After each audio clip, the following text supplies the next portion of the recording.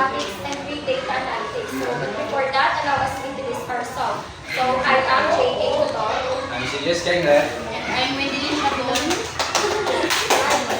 Next, please.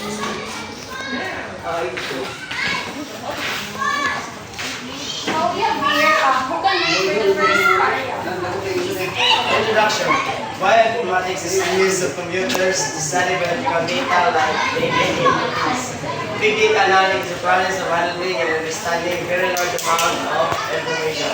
So, ang bioinformatics is ka ng mga paggamit natin o gamit ng computers, mga software, and mga statistics to study mga biological data, such as mga DNA, mga genes, and proteins. Ano siya ang mga bioinformatics, pag-study of biological data.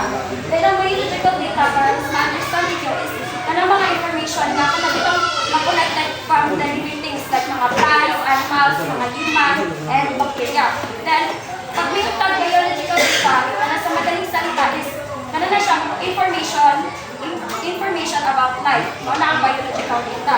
Then, example is, kung ang DNA ato mga genetic code, and ang protein, kaya ka naman ata ng mga insulin structure. So, ang biological data is like kanabitang mga pieces of information that ka na nag-discuss how living things work. Ano siya ang one function sa biological data.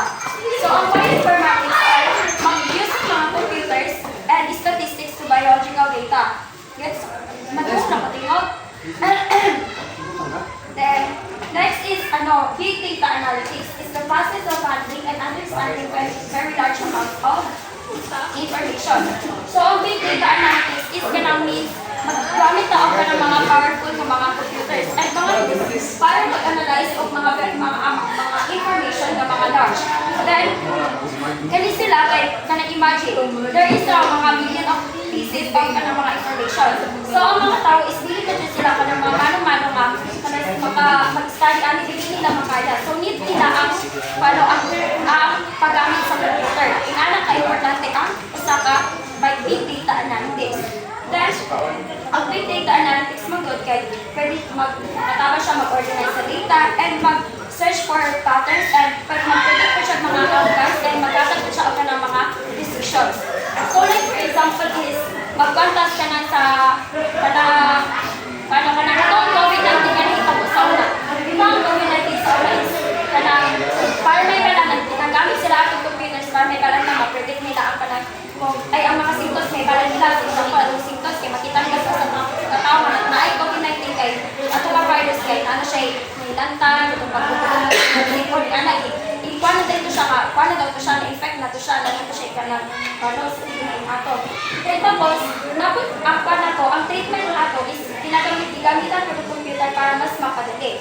And so, balikan ako, ang bioinformatics is, another example niya is DNA sequencing. Which means, ang DNA sequencing ay na-find yung order of the together. So, katong mga scientists, kay nag-use sila mga bioinformatics tool na read and analyze DNA, human, animal, so, parehas sa itong COVID-19 na kong example. Nato siya, kay nilita to sila, ang nalang itong mag-identify sila DNA sequence na para maka-create sila of vaccines. Iba na i-vaccines sa itong mga panahon sa COVID-19. Kaya kita mga tao, kay hindi na gusto masaktan ta ato nga sakit so nagpa-vaccine ta. Pero ang katong vaccination nila magigamit. Dili ko siya direct nga, dili na ka magkasakit ato. Kato siya kay pang-protection na to sa lawas nga mas kusog do ato yung system siya. Ana ang katong vaccination. The next slide. So today, scientists collect huge amounts of biological data from experiments, machines, and research tools. The scientists nagamit sila ang mga biological data. Then this data is too large and complex for people to analyze manually. As what I said earlier nga, ang usa ka mga information nga very good na siya without using computers is dili na nila makakuha ka. Ma-experimentuan or ma-studyhan nila ang usa ka biological data. Then bioinformatics uses computer programs to read, compare, and understand this biological data. So ang bioinformatics siya ang mag-compare ato mga programs para magbasa, mag-analyze, mag-study ato nga data. Then big data analytics helps organize and find patterns of medicine, use information, and next slide, please. So, when combined, they have tried to discover how diseases work, find new medicines, and understand living organisms better. So, these tools make research faster, more accurate, and more efficient. So, together, ang ang bioinformatics and big data analytics class is see patterns in the data. May balang kung pausa siya ang mga diseases mag-work, makapekto sa usa ka tawo, and magka-discover siya ng medicine. So, like for example, is cancer. Kanang makapag sila, mag-discover na sila ng medicine sa usa ka tawo para matambalan siya, like different para sila. Then, sa na ako, pausa ang mga living things mag-function. Ingana ang importance sa bioinformatics and big data analytics. And also, learning ang mga tools is make scientific research more faster, more accurate, and mas easier siya, mas mapadali. Okay, next slide please. So we have here importance of bioinformatics and big data analytics. So can we? Sila ba? Miss Flores.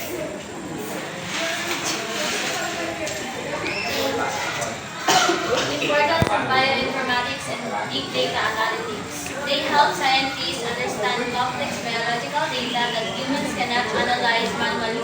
Along research is to study DNA, genes, and proteins faster and more accurately. Okay, so actually bioinformatics and big data analytics kaya natin siya mga major role. Where kay sa mga scientists, nakatapan din sila mag-understand sa atong mga data maps mo. Kanang dako kay siya tabang para sa usa ka scientist ka mag-study og mga biological information that nanag-ingon ako nga humans kanang study manually.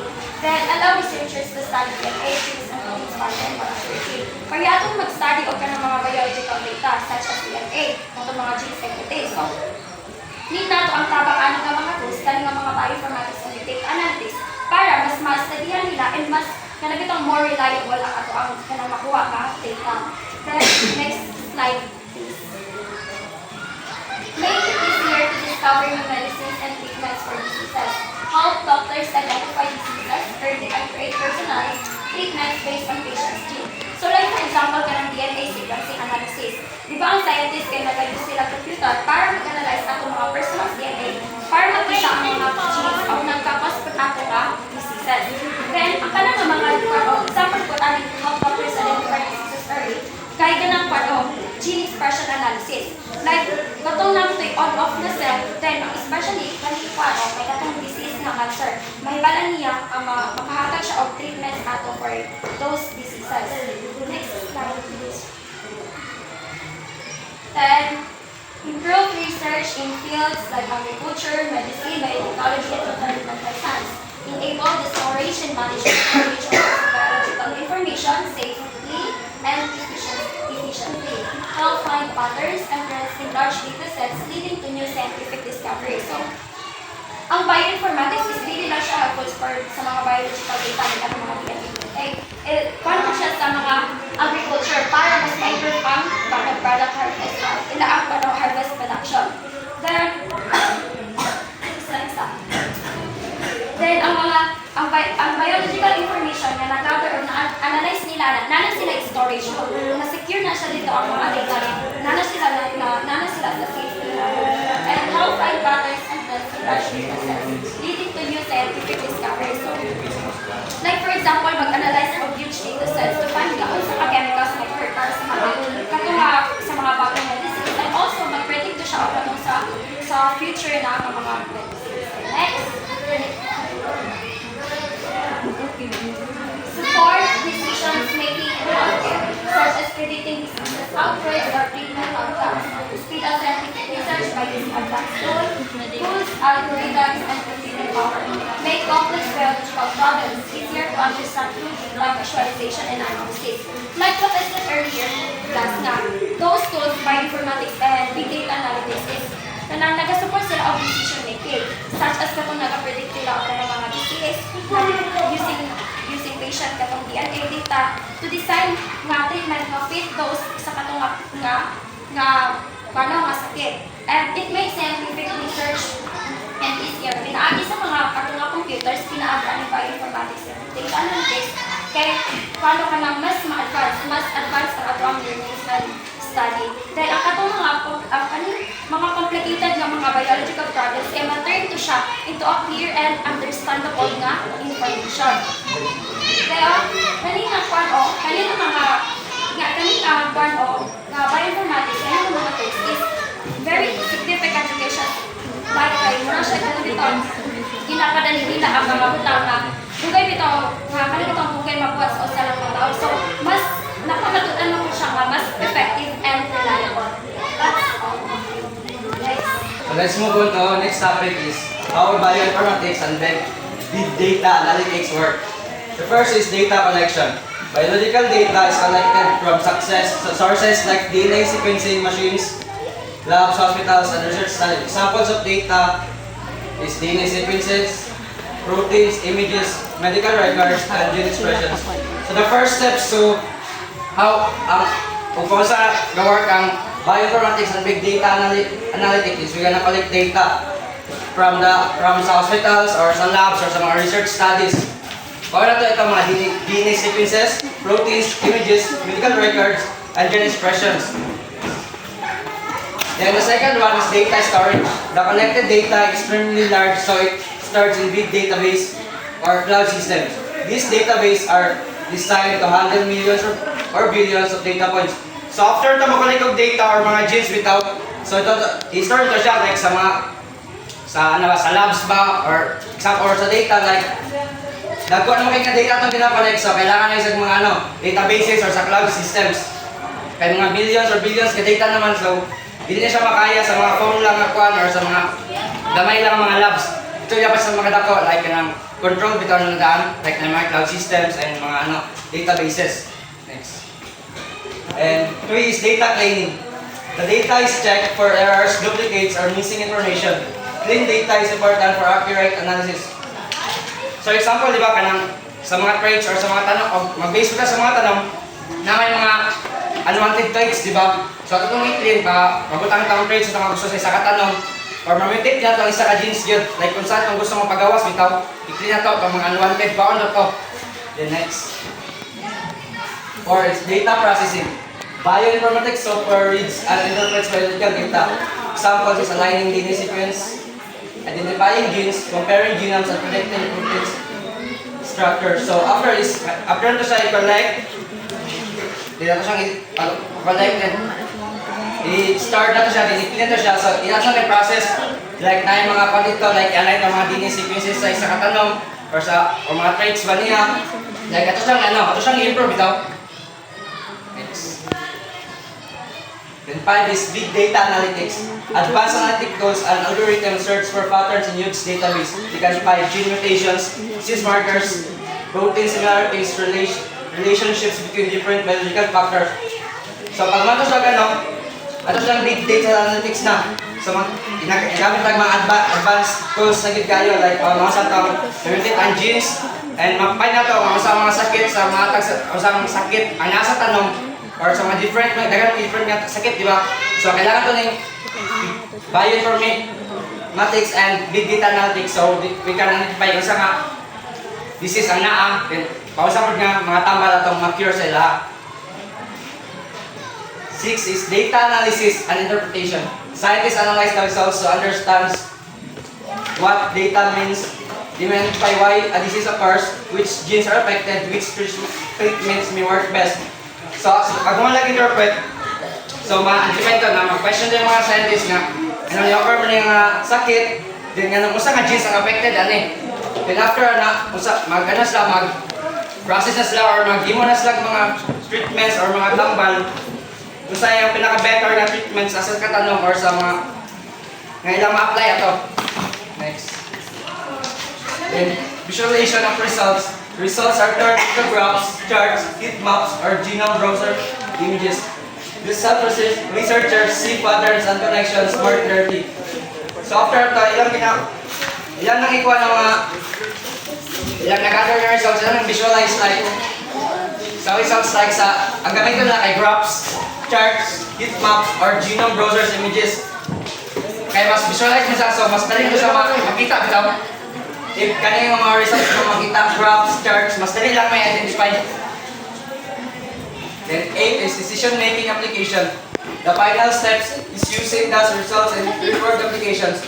First is developing new drugs, improving medical treatments, predicting diseases, enhancing crops and agriculture, then understanding biological process. So first is makadevelop mga tambal na pag like mga sa tanan set, morning last step ito niya, like first na is makadevelop ng tambal.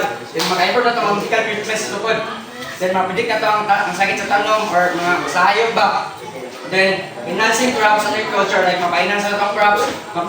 Ano pa mas ma-improve na itong agriculture na ito, like maka-yield patagtaas or maka-benefit pagitag mas ano pag mas accurate kayo. O sa mga na simpler version sa katong i-explain ako. The first is, we're gonna collect data. So after we collect the data, we're gonna store it. Then, pag mag-store, siya i-clean. Then, and next is, analyze using computers na code. Then, find patterns ba sa mga sakit. Then, the last part is, the last is, use results to solve problems na. Ang ganun sa magamit kato ng, like, na-analyze na, pwede na kuhan, like, nanay mga results ng gawas. So, pwede na sa mapagawas na sa ano ba, like, non-application sa mga tanom or sa mga hayop ito. And that's all. Advantages and disadvantages of bioinformatics and big data analytics. So, advantages. First, faster data analysis. Computers can analyze large amounts of biological data quickly. So, ang bioinformatics makatabang nga mas fast ma-analyze ang dagkong biological data gamit ang computers. For example, sa rice, ang thousands of DNA sequence sa lain-laing variety dali ma-analyze aron mahibaluan kung asa nga variety ang resistance sa baha o pest. Then number 2 is more accurate result. So mas accurate ang result pag bioinformatics atong gamiton kaysa mag-manual, then malikayan sad nato ang human error. Number 3 helps discover new drugs. Identifies potential drug targets faster and more efficiently. Mas dali maka-discover og bag-ong tambal o solusyon pinaagi sa gene analysis. So for example, sa banana, makatabang ang bioinformatics sa pagkila sa genes nga pwede gamiton sa Panama disease. So, number 4, support personalized medicine. Helps doctors choose treatments based on a patient's genetic information. So ang decision i-base sa genetic information, dili parehas tanan ang treatment. Example sa rice, ang pagpili sa abono o pest control i-base sa genetic trait sa tanong. Number 5, saves time and money. Automated tools reduce the cost and time needed for experiments. So, makasave sa og time o money. Tungod kay automatic process naman siya. The number 6, finds patterns human can't see. Detects hidden relationship and massive data sets. So for example, sa kape, makita sa data ang gene nga connected sa drought resistant bisan dili makita sa manual observation. So number 7, improves disease diagnosis. Helps identify gene mutations and disease markers. So masayo og sakto nga disease detection. So for example, sa tubo. Sayo pa lang may balaan na kung naabay viral infection bisan wala pa klaro nga simptomas. Number 8, useful in many fields. Medicine, agriculture, biotechnology, forensics, and environmental sciences. Science.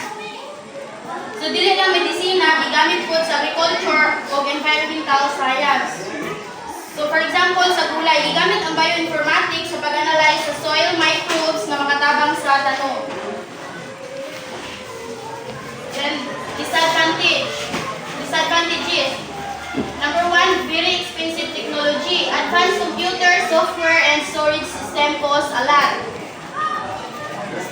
So, mahal kayo ang computer, software, o storage system.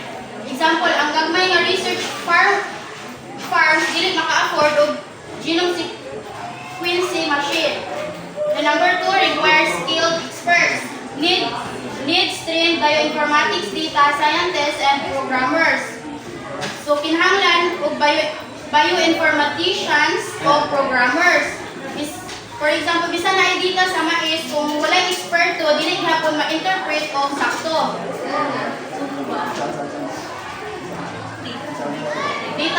Number 3, data privacy risk.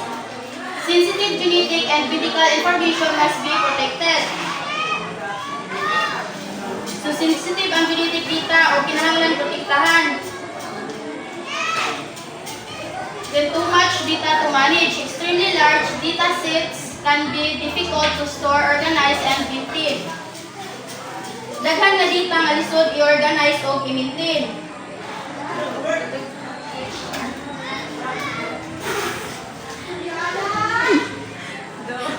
Number 5, risk of wrong interpretation. Incorrect analysis can lead to wrong scientific or medical conclusions. So kung sayo ang analysis, sayo po ang result. Then software compatibility issues. Different tools or programs may not work well together. So ang lain-lain programs dili usahay compatible. For example, ang data sa banana genome na i-analyze sa usa ka software dili ma-open sa lain ka program. Number 7, ethical concerns. Use of genetic data risks questions about consent and data ownership. So, ang gene sa local rice varieties may mong gamiton sa companies na walay permiso sa farmers.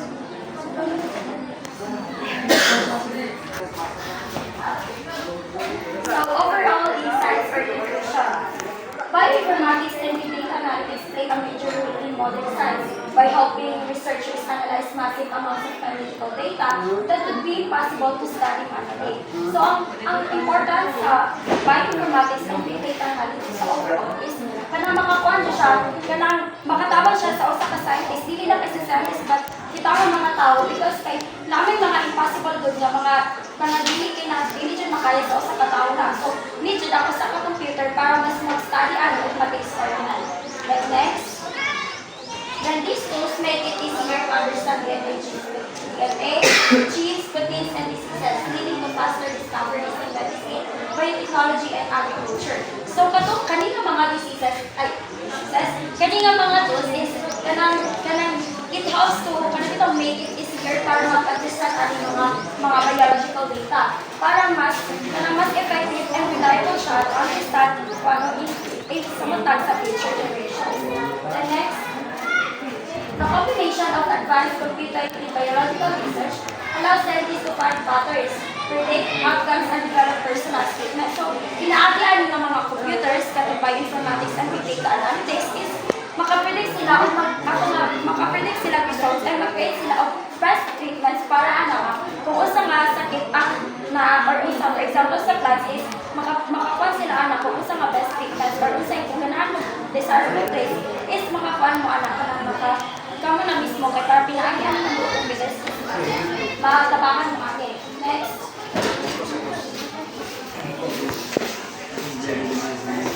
While the benefits are significant, such as more accurate diagnosis, drug discovery, and efficient research, there are also challenges including high cost, data privacy issues, and the need for skilled experts. So, sa ganyan mga benefits sila, like sa mga benefits, significant benefits sila ka ng mga drug discovery, efficient research, but there are also nagyan ng effect yapon.